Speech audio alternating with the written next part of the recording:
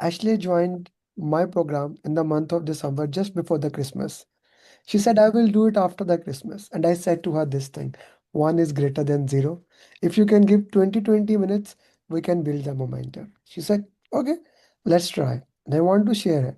First day she did 20, second day 20, and then she leveled up and she cleared PMP with all above target. Ashley, I'm really proud of you for doing that. This is your journey. Why don't you share with us? Thank you, Amir. I cannot rave about how amazing this has been. It's been a struggle, don't get me wrong, but you've pushed me, you've mentored me, you've helped me bridge gaps that I didn't know were there, and it's just been great. It was really hard. I hit a lull, I think, the end of January, beginning of February, and I was just it was a lot. But after I got over that hump and I seen and started to make the connections, my brain started to think with that mindset that you need. Um, the questions got a little easier and they made a little more sense. And the more that I worked at them and I did the RCAs, as much as I strongly dislike them, I love them and am forever grateful for them. They were very time consuming and tedious, but you know what? In the end, obviously it worked. Um, so I can't rave about how amazing it's been now that it's over. Yeah, yeah. I'm also very happy, and I want to put it here. There are very few people who are as consistent as you are. So Ashley had a plan. I'm gonna do this thing, and she followed it. Like as a mom, on weekends mostly she's busy, but on weekdays she has a plan. Okay, I can do this thing this way, this thing this way, and we can manage the plan, starting from the task to the exam itself even. Right? Mhm. So so I'm really proud to work with you. Actually, let's go and talk about the exam, how the exam was, how did we manage time, and which topics were most highlighted into it.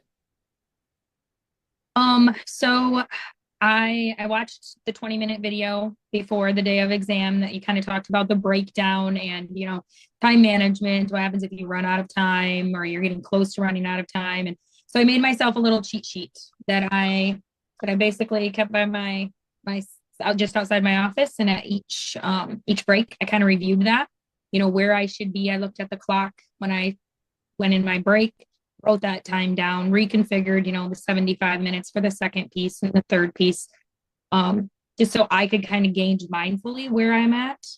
I learned that very early on, time management, once it clicked to me as to what the process was, reading the question first and then reviewing the full question, then all of the answers.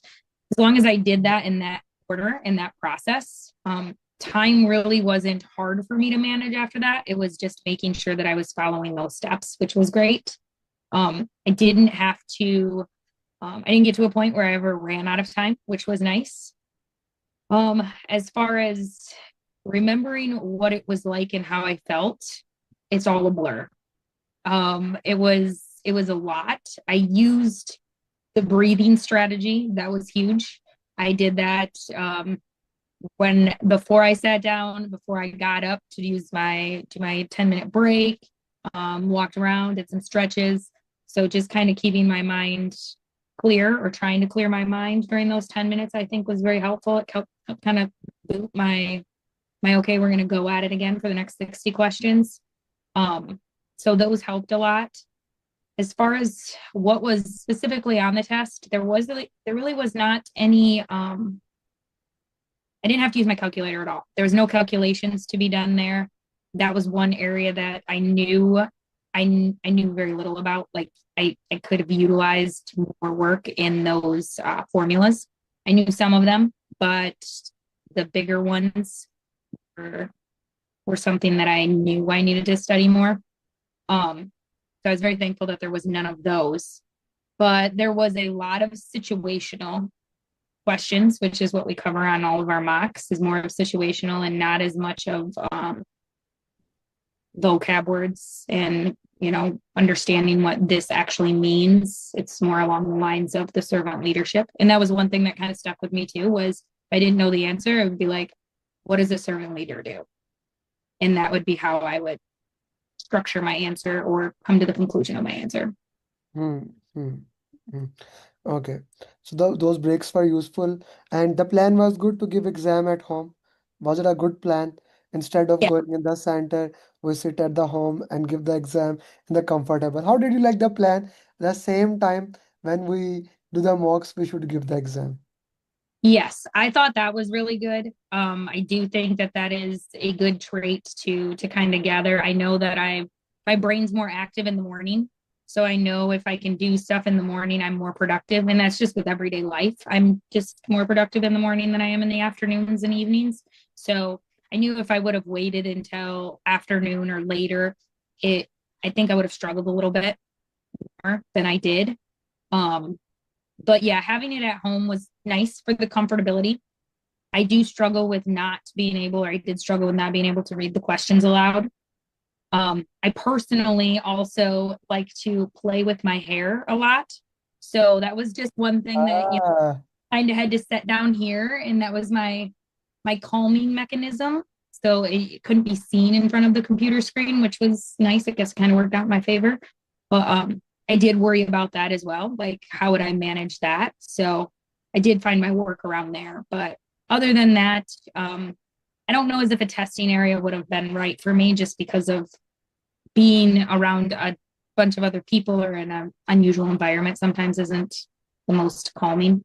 Mhm, mhm. Yeah, yeah, I totally agree.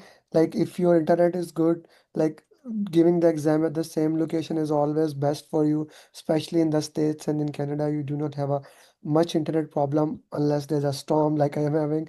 So normally it is good to go and you can easily give the exam, and that's what happened. How many drag and drop question did you have? Um, I did have a few of those. If I had to, I'd somewhere between three and five. Three to five drag and drop questions. Okay. And how many formula questions? One or two that you had to match the words with the meanings. The rest of them were more different types of leadership or different types of communication that you had to match up with that style. Okay, perfectly fine.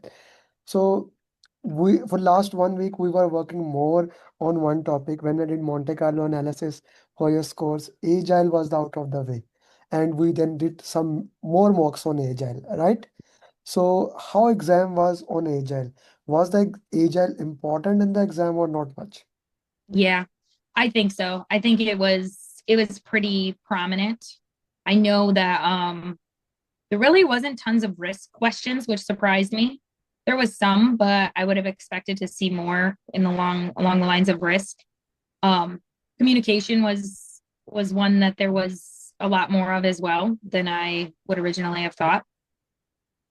Hmm. Okay. Okay. What would be your advice to other working moms, how they should prepare, how much time they should dedicate so that they can become certified PMP? I would easily say up to 2 hours a day. And I know it's hard sometimes. I know it's very hard sometimes. For me personally, my schedule allowed me to, I would get up earlier. So I'd be up sometimes at 3:30, 4 o'clock in the morning just to get that out of the way before my kids got up and we got going. And I had to focus on getting them ready and getting them where they needed to be before I actually went to work. So um, that's the time that worked best for me. And obviously, with knowing um, that that's the best time just to catch me being more productive, I think it just kind of worked out and aligned. If I would have had to do it in the evening, it would have been a lot harder just because everybody's getting out of work and school, and then you have dinner, and then you got to get everybody ready for bed and ready for the next day. So, um, the evenings that I did work in the afternoon, I don't think I grasped as much. So definitely time management and finding every possible little minute. Even as I was sitting in line at pickup waiting for them, I had 45 minutes. So I would jump on and I would walk through and do, a mock 60 or like a 10 question random questions. Then what? Just yeah, just something that I could do to kind of not waste time and utilize every minute. Utilize our, and this is exactly what we did. Like, especially in the particularly, I guess Christmas was the only day I did not disturb you. On 25th of December was the only day in last 1.5 months when I did not do it. And I'm really happy. You asked me in the month of December, do you think we can clear it in the month of February? So did you have any deadline in the mind when we started because you wanted to do it? Yeah, so when you first contacted me and we said possibly February, Mm-hmm. like would be what you feel that you could do without, us really diving in and doing anything. That was my goal then.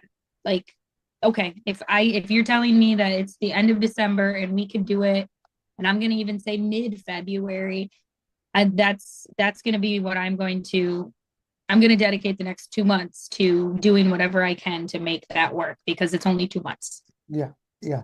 2 months of working according to your schedule, and it has been a good thing. From all the mocks that you did a bunch of mocks. And because I was, unless I am getting that score, and that's why when you went to the exam and you messaged me, I was in a class at that time. When you sent me that message, does that mean pass? I said, I'm confident. And you got the all above targets. Yeah. So that has to be, because passing in the exam is one thing, but getting all above target is something like I always love. And seeing the result made my day. So what were you feeling a day before the exam or exam day? What do you think you were thinking you could score that good? No, no, not even.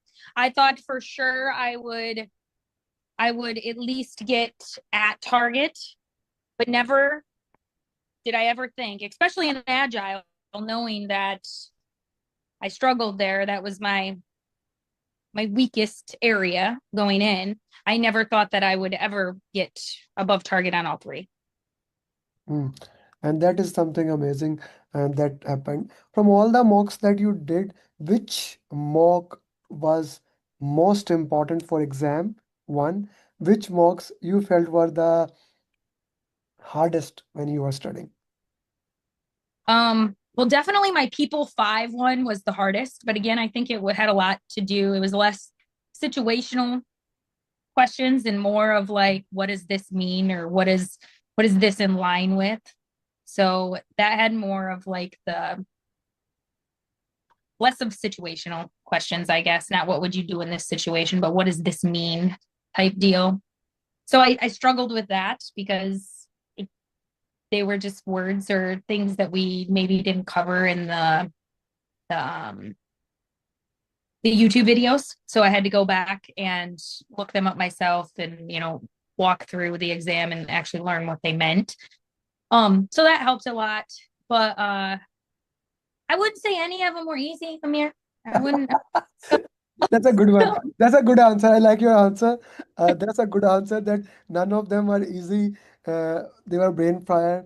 But do you know, I ask, apart from people mock, there's another mock you did 2 times. Actually, two mocks you did 2 times. Elite 181, Agile 180 that you did 2 times. And because when I was getting Agile, I was not, I said, what is happening here? Her predictive is so good, right? She's scoring it above 85. But whenever the question come from Agile, the score just goes down, right? But I'm happy the way it ended. Thank you very much, Ashley. It has been a beautiful journey, and I'm proud that it ended in a positive way. Thank you very much. Yes, thank you. I appreciate it so much. And like I said, I am so thankful for you. So thank you for everything that you've taught me. And I actually have a few coworkers that are thinking about doing this, and I have done nothing but rave about you. So I Thank you. hope that they are serious about it and they want to ensure that they're going to pass, that they do reach out to you. So Thank you.